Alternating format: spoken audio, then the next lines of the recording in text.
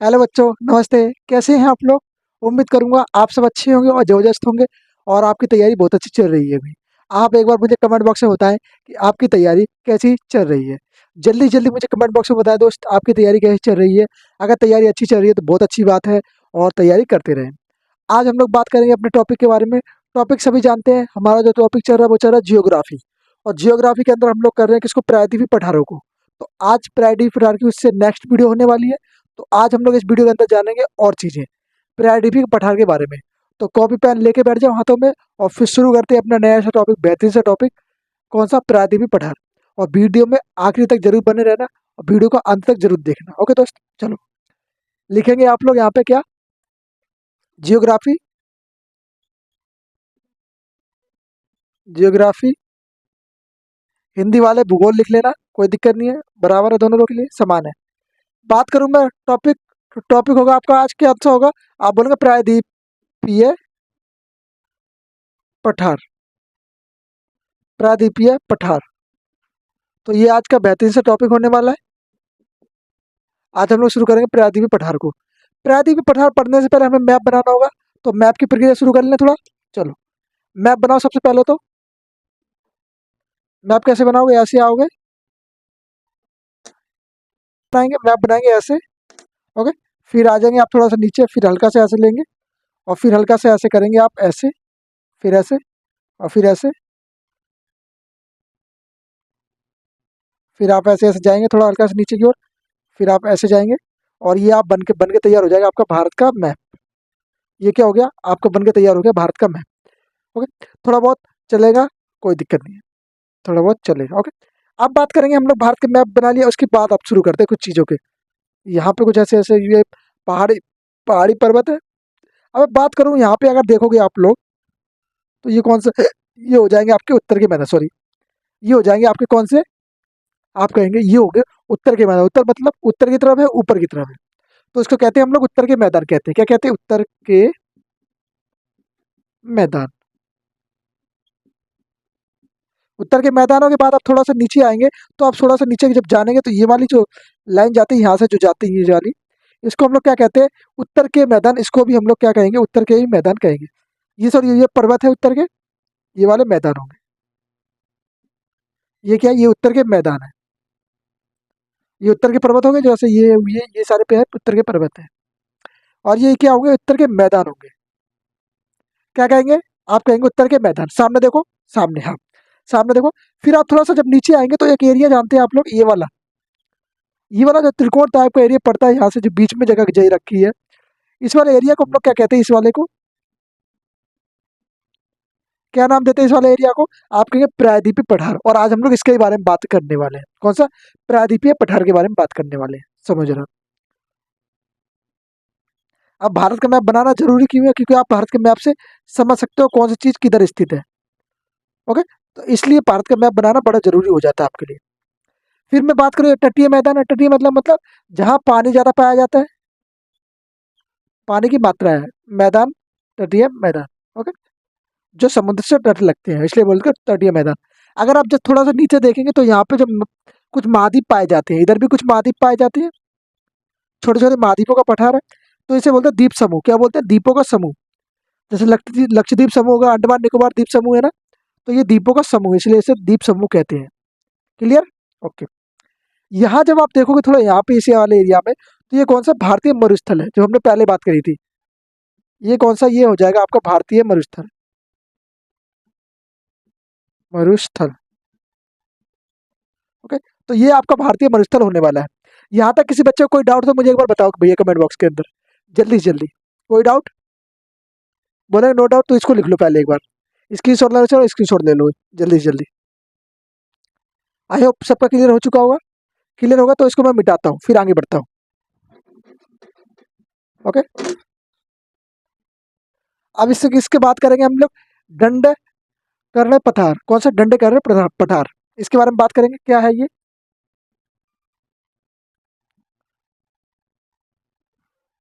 चलो आप लिखना शुरू करो, मैं भी लिखना शुरू करता हूँ, साथ साथ में लिखेंगे दोनों लोग। मैं लिखता जाऊँ, मेरे से ज़्यादा स्पीड आपकी होनी चाहिए, पर होगी कैसे? जब तक मैं ही लिखूँ तो आप कैसे लिखोगे? दंड करण, दंडकरण पठार। इस पठार के बारे में थोड़ी बहुत बात करेंगे हम लोग। सबसे पहले बात करिए पठार पड़ता कहाँ है, तो आप बोलेंगे जो एरिया रहेगा वो उड़ीसा। कौन से एरिया में पड़ता है? उड़ीसा में पड़ता है ये। प्लस कहेंगे आप, प्लस आप कह देंगे भैया छत्तीसगढ़ के अंदर पड़ता है, छत्तीसगढ़। कहाँ पे? छत्तीसगढ़। प्लस आप कह देंगे मध्य प्रदेश। इसका जो अधिक, सॉरी आंध्र प्रदेश होगा, मध्य प्रदेश नहीं होगा। इसका जो अधिक एरिया पड़ता है ये तीन इलाकों में पड़ता है, उड़ीसा, छत्तीसगढ़ और आंध्र प्रदेश। कौन सा पठार? दक्कन दंडकार पठार। ओके, दंडकरण पठार ये पड़ता है इस एरिया के अंदर। अगर मैं बात करूं थोड़ा सा इलायची की पहाड़ियों के बारे में बात करूं, तो मैप बनाना जरा यहाँ पे।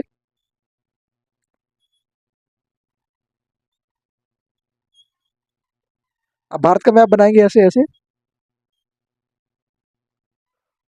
ये थोड़ा अच्छा नहीं बना भाई, सॉरी। यहाँ पे ऐसा वैसे बनाएंगे तो ये बन जाएगा आपका भारत का मैप। अब भारत के मैप में आप सब थोड़ा सा जानेंगे तो यहाँ से एक चलती है, इसको हम लोग क्या कहते हैं? अरावली पर्वत श्रेणी। आप सब जानते हैं, मैंने पढ़ाया था पिछली वाली वीडियो में इसको। बोलेंगे अरावली पर्वत, ये यहाँ पे मिलती है अरावली पर्वत। ओके, फिर आप उससे नीचे आएंगे तो सतपुड़ा पर्वत पड़ता है ना। फिर विंध्य पर्वत पड़ते हैं, ऐसे बहुत सारे पर्वत पड़ते हैं यहाँ पे। जैसे इस वाले एरिया में देखोगे आप, फिर इस वाले एरिया में देखोगे आप, यहाँ पहाड़ पड़ते हैं, है ना। फिर उसके बाद थोड़ा सा इधर जाओगे तो गोभी। ओके, तो छोटे नागपुर का पठार यही पड़ता है। कौन सा? छोटे नागपुर का पठार, छोटे नागपुर का पठार। ओके, तो यहाँ पे पड़ता है ये छोटे नागपुर का पठार। आप इससे थोड़ा नीचे आओगे तो फिर और पठार मिलेंगे आपको। ये देखना, ये विंध्य पर्वत रहेगा आपका। कौन सा? विंध्य पर्वत, विंध्य पर्वत। उसके बाद जैसे थोड़ा नीचे देखो तो सतपुड़ा पर्वत आपको देखने को मिलेगा। कौन सा? सतपुड़ा पर्वत। सतपुड़ा से पर्वत से जाओ नीचे थोड़ा जाओगे तो वो होगा पश्चिमी घाट पर्वत। कौन सा? पश्चिमी घाट पर्वत, पश्चिमी घाट पर्वत। ये तीनों पर्वत एक लाइन में लगे हुए, विंध्य, सतपुड़ा और पश्चिमी घाट पर्वत, है ना। जब आप नीचे देखते हो इस वाले एरिया को जो श्रीलंका के आस पास में पड़ता है, इसको कहते हैं इलायची की पहाड़ियाँ। यहाँ पे कौन सी पहाड़ियाँ पड़ती है? हल्की सी एक पहाड़ी होगी जो इलायची की पहाड़ी है। कौन सी? इलायची ची की पहाड़ी। कौन सी पहाड़ी पड़ती है दोस्त? आप कहेंगे भैया इलायची की पहाड़ी पड़ती है। फिर यहीं पे जब थोड़ा सा नीचे देखो तो इसको नीलगिरी की पर्वत कहते हैं। कौन सा? नीलगिरी पर्वत,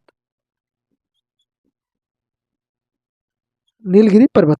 आपने सुना होगा नीलगिरी की पहाड़ी है, नीलगिरी की पर्वत यही है वो, पहाड़ी। ओके, पहाड़ी बोले पर्वत बोले। और यहाँ पे पोते हैं पानाली की पहाड़ी। कौन सी? पनाली की पहाड़ी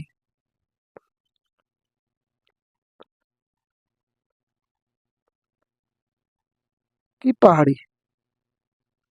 ओके, तो ये पहाड़ियाँ ही पड़ती हैं। और यहाँ से देखेंगे तो पूर्वी उत्तर की पहाड़ियाँ, पूर्वी घाट का पर्वत। ओके, ये पहाड़ियाँ पड़ती हैं यहाँ पे। तो ये सब था इसके बारे में थोड़ा जानने कि ये एक दर्द का पठार है, उसमें कैसी कैसी कौन सी पहाड़ियाँ पड़ती हैं। एक बार स्क्रीनशॉट ले लो इसका। ले लिया? चलो, जब तक मैं बोलूँ तब तक आपका स्क्रीनशॉट हो जाना चाहिए दोस्त, है ना। तो समझ में आएगा, चीज़ें अच्छी लगेंगी, मजा आएगा। चलो, अब इससे अब आगे बात करेंगे पश्चिमी घाट पर्वत को। अब एक एक पर्वत को मैं समझाता जाऊंगा आप लोगों को। ओके, और आप समझते जाना। चलिए शुरू करें, एक एक करके एक एक पर्वत को समझते हैं। पहले बात करेंगे हम लोग पश्चिमी घाट पर्वत से, है ना। चलो, लिखना शुरू करो जरा। चलो आ जाओ, हम लोग बात करेंगे पश्चिमी घाट पर्वत। पश्चिमी घाट पर्वत। तो अगर मैं पश्चिमी घाट पर्वत की बात करूं तो इसकी लंबाई की अगर मैं बात करूं तो लंबाई इसकी कितनी होगी? आप बोलोगे 1600 किलोमीटर। कितनी लंबाई होगी इसकी? आप कहेंगे भैया 1600 किलोमीटर जो है पश्चिमी घाट पर्वत की लंबाई है। 1600 किलोमीटर, 1600 किलोमीटर है, 16,000 किलोमीटर नहीं है। यह क्या है? यह क्या है? यह ताप्ती नदी के किनारे है। कैसे? ताप्ती ती नदी क्या है? नदी से लेकर बनाया गया है। कैसे बनाया गया है? नदी से लेकर कहाँ तक है? आप बोले कन्याकुमारी तक फैला हुआ। कहाँ से? ताप्ती नदी से लेकर कन्याकुमारी तक फैला हुआ है। कन्याकुमारी, कुमारी तक है। ये इतने बड़े एरिया में क्या है, इतने बड़े एरिया में इसका विस्तार है, फैला हुआ है। ओके, तो आप कहते हैं भाई ताप्ती नदी से लेकर कन्याकुमारी तक फैला हुआ पर्वत कौन सा रहेगा? आप बोलेंगे पश्चिमी घाट पर्वत, जिसकी कुल लंबाई 1600 किलोमीटर है। क्या बोलेंगे, कुल लंबाई कितनी होगी? 1600 किलोमीटर।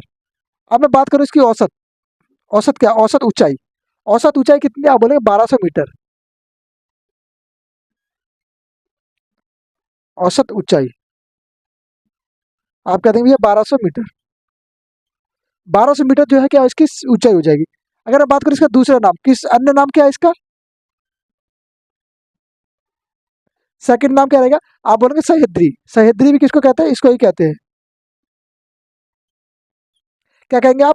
सह्याद्री जो है इसको ही कहते हैं। इसकी शोर ले लो एक बार सभी लोग बच्चे, इसकी शोर लो बच्चे। आई होप आप लोगों ने इसकी शोर तो ले लिया हुआ। ओके, अब मैं और बात करूं यहीं से, चलो और सुनाओ, और सुनो जरा। मैं यहीं से और बातें करूं तो इसके बारे में क्या कर सकते हैं कि यह एक भ्रंश का पर्वत है। कैसा? एक भ्रंश कारगर पर्वत है। यह एक कैसा भ्रंश, कैसा भ्रंश कारगर, कैसा है? भ्रंश कारगर है। ओके दोस्त, अगर मैं बात करूं ये और इसके क्या हो सकते हैं, तो ये भारत का दूसरा सबसे लंबा पर्वत है। कैसा है? भारत का सेकंड लार्जेस्ट पर्वत, इंडिया सेकंड लार्जेस्ट पर्वत, भारत का दूसरा सबसे लार्जेस्ट पर्वत है, बोले सेकंड सबसे लार्जेस्ट पर्वत, दूसरा सबसे लंबा पर्वत है। तो ये बात थी इसके बारे में। ये बात थी पश्चिमी घाट पर्वत के बारे में। अब मैं कुछ चीजें जो है आपको लिखवा रहा हूँ, उनको लिखो जरा, इंपॉर्टेंट है वो चीजें, तो लिखो एक बार।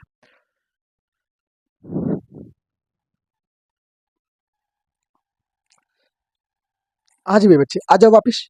देखो, मैंने कुछ आपके लिए बनाया अच्छी चीजें, समझो, सुनो जरा।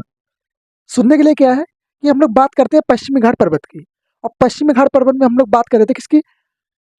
एक पर्वत की। अब उस पर्वत को हम लोग कुछ अच्छे प्रकार से समझाएंगे कि कैसे किस हिस्से में कौन सा पर्वत पड़ता है।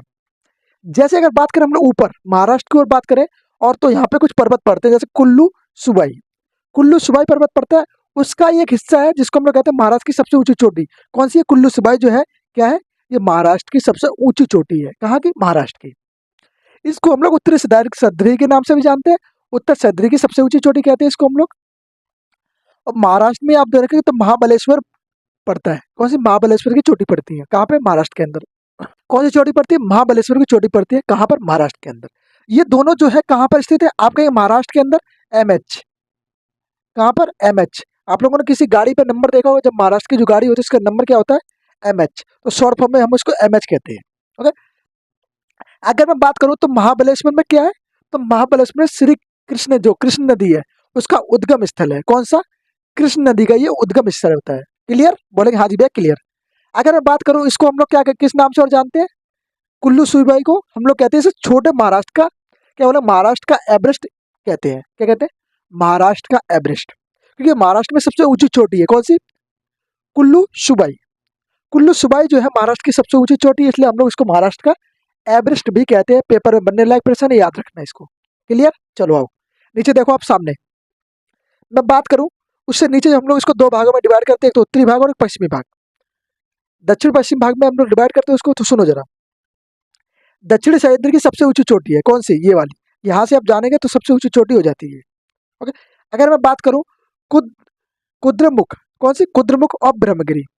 कुद्रमुख और ब्रह्मगिरी कहाँ पड़ती है? आप सब जानते हैं दक्षिण में, अगर आप जाओगे तो दक्षिण में देखोगे कुद्रमुख और ब्रह्मगिरी की पहाड़ियां पड़ती हैं। ये कौन से एरिया में पड़ती है? आप बोलेंगे कर्नाटका वाले क्षेत्र में पड़ती है। कौन से? कर्नाटका वाले क्षेत्र के अंदर ये पहाड़ियां पड़ती हैं। क्लियर? बोलेंगे हाँ जी भैया क्लियर। अगर मैं बात करूं ब्रह्मगिरी से किस नदी का उद्गम स्थल है, तो आप बोलेंगे ब्रह्मगिरी से कावेरी नदी का उद्गम स्थल होता है।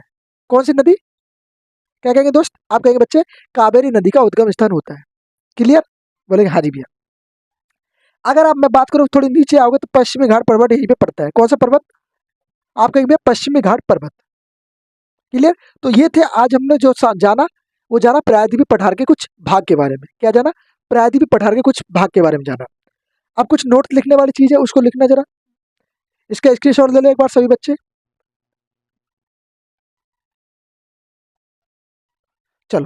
हो गया। अब मैं इसकी शॉट ले लेना इसका जरा, मैं इसको मिटाता हूँ, फिर से आगे वाली कार्रवाई शुरू करते हैं। अभी तक हम लोग यहाँ तक जान चुके हैं। ओके,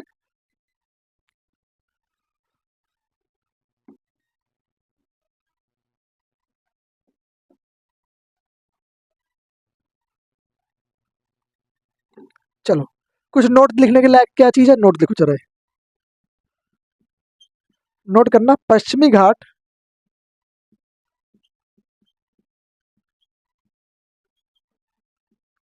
क्या कहेंगे आप, पूर्वी घाट, सॉरी पश्चिमी घाट नहीं पूर्वी घाट होगा, पूर्वी घाट एवं, क्या बोलेंगे, पूर्वी घाट एवं, एवं क्या कहते हैं, एवं आप कहते हैं पश्चिमी घाट के मिलान बिंदु पर नीलगिरी की पहाड़ी स्थित है। कैसे, आप बोले पूर्वी घाट एवं पश्चिमी घाट, पश्चिमी घाट, पश्चिमी घाट के क्या, पश्चिमी घाट के मिलान बिंदु जहां पर ये दोनों मिलते हैं, मिलान बिंदु, क्या कहेंगे, मिलान बिंदु पर क्या है, मिलान बिंदु पर नीलगिरी की पहाड़ी स्थित है। कौन सी, नीलगिरी, नीलगिरी की पहाड़ी, पहाड़ी है, क्या है, नीलगिरी की पहाड़ी है, कहाँ पर, पश्चिमी घाट पर्वत पर। ओके, ये याद रखना दोस्त, इंपॉर्टेंट है, पर्सन इंपॉर्टेंट है, याद रहेगा। अगर मैं बात करूं यही नीलगिरी की पहाड़ी के बारे में, तो नीलगिरी की पहाड़ी क्या है,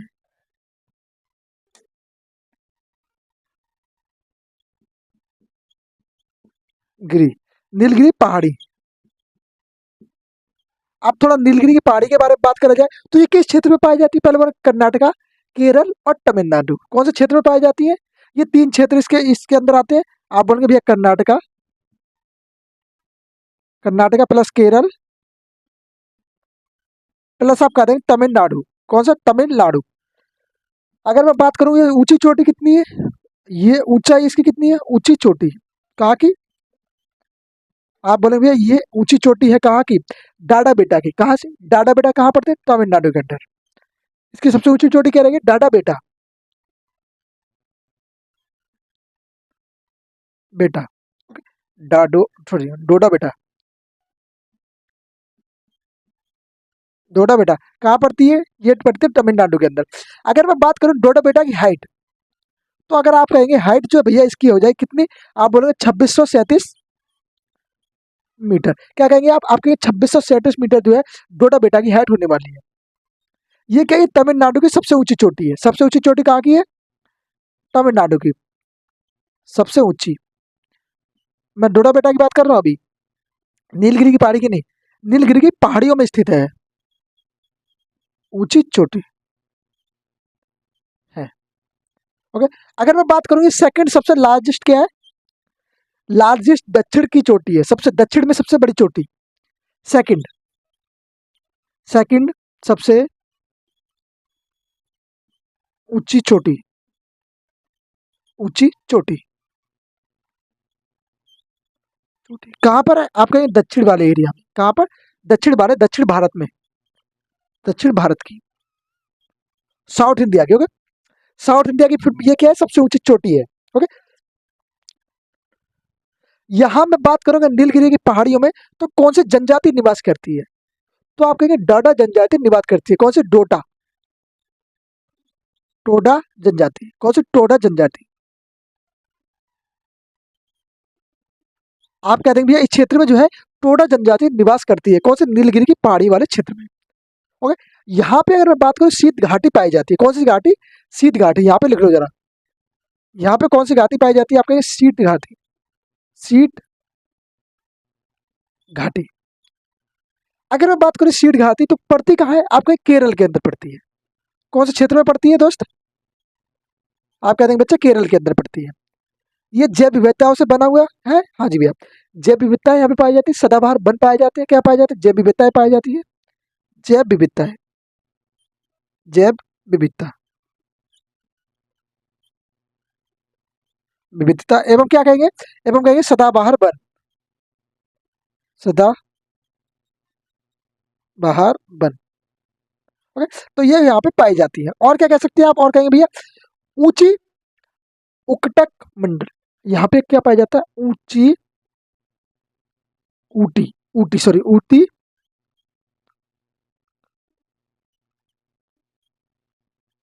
यहीं पे है ऊटी उत्कट मंडल जो कि तमिलनाडु के अंदर स्थित है। क्लियर? ऊटी उत्कट मंडल जो कि तमिलनाडु के अंदर स्थित है। एक बार इसका स्क्रीनशॉट ले लो सभी बच्चे, स्क्रीनशॉट लो भाई सभी, जल्दी जल्दी, फिर मैं इसको मिटा दूंगा, अभी क्लियर कर दूंगा। स्क्रीनशॉट ले लो जल्दी। हो गया हो तो मुझे बताओ, एक बार स्क्रीनशॉट हो गया हो तो मुझे बताओ जल्दी। इसके आगे हम लोग पढ़ेंगे बस, उसके बाद फिर हम लोग नेक्स्ट वीडियो के अंदर इसके बाकी बचे हुए भाग को कवर करेंगे। चलो चलो आजा सामने देखो जरा।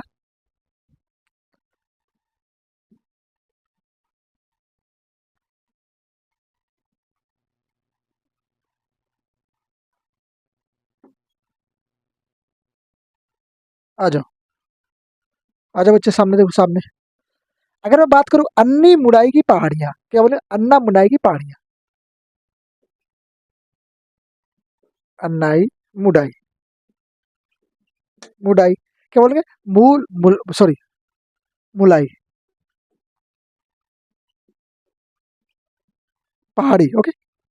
अन्ना मुड़ाई पहाड़ी। अगर मैं बात करूं इस पहाड़ी की, तो पहाड़ी में क्या है इसमें? ये सबसे पहले बात करें कि स्थित कहाँ है, तो केरल के अंदर स्थित है। अगर मैं बात करूं इसकी स्थिति, इसका मैपिंग कहाँ है, तो केरल के अंदर इसकी मैपिंग है। ये सबसे ऊंची चोटी है किसकी? अन्ना मुड़ाई की सबसे ऊंची चोटी है। किसकी? अन्ना मुड़ाई की सबसे ऊंची चोटी। कहाँ की बोलेंगे दोस्त? आप बोलेंगे भैया अन्नी मुड़ाई की, अन्नी मुड़ी, ओके। ये कहाँ स्थित है? ये बोले केरल के अंदर स्थित है। अन्नी मुड़ाई जो चोटी है, ये केरल की सबसे ऊंची चोटी है, सबसे ऊंची, सबसे ऊंची क्या है? आप कहेंगे दोस्त सबसे ऊंची चोटी है कहाँ की? केरल की। अच्छा, ये पश्चिमी घाट की सबसे ऊंची चोटी है। क्या है? पश्चिमी घाट की सबसे ऊंची चोटी। ये क्या? पश्चिमी घाट की सबसे ऊंची चोटी है। ये दक्षिण की सबसे ऊंची चोटी है, दक्षिण भारत की सबसे ऊंची चोटी है, ओके। तो यहाँ तक किसी को डाउट तो मुझे बताओ एक बार। आज हम लोग यहीं तक करते हैं, इसके बाद इलायची की पहाड़ियाँ बची हुई हैं, इसके बाद एक दो पहाड़ियाँ और बची हुई हैं, उनके बाद हम लोग बात करेंगे इन नेक्स्ट वीडियो में, उनके बारे में बात करेंगे हम लोग नेक्स्ट वीडियो में। तो आज हम लोग यहीं तक बात करेंगे। तो आई होप यहाँ तक से किसी को कोई डाउट हो तो मुझे बताओ एक बार। अगर नहीं है तो बहुत अच्छी बात है, आप लोग करते रहिए और पढ़ाई जरूर करते रहिए, हर रोज प्रैक्टिस करिए, जितनी ज़्यादा हो सके उतनी ज़्यादा प्रैक्टिस करिए, क्योंकि टाइम कम है, चीज़ें ज़्यादा है, ओके। तो आई होप आप लोगों को समझ में आ गया, समझ में आ गया तो एक बार लाइक सब्सक्राइब कर दीजिए और मिलते हैं नेक्स्ट वीडियो में। सभी को नमस्ते, जय हिंद, जय भारत।